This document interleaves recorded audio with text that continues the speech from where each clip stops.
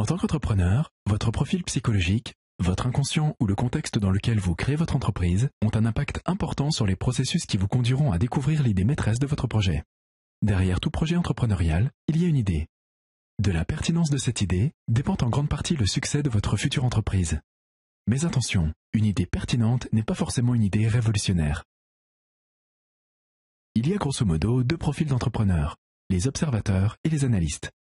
Certains d'entre vous ont surtout un sens aigu de l'observation et une imagination créative. Vous avez notamment la faculté de trouver de nouveaux usages à des objets ou des procédures existantes. Bravo! Cela vous permet de découvrir des opportunités de marché avant les autres. Vous êtes un observateur. D'autres sont férus d'analyse macroéconomique.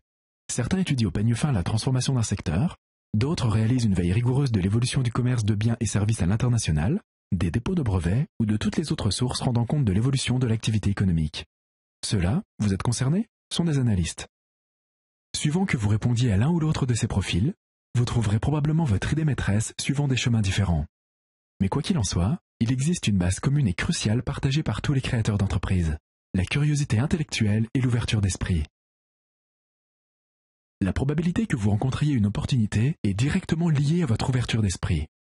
Un entrepreneur qui se respecte témoigne d'un intérêt constant et passionné pour ce qui se pratique ailleurs.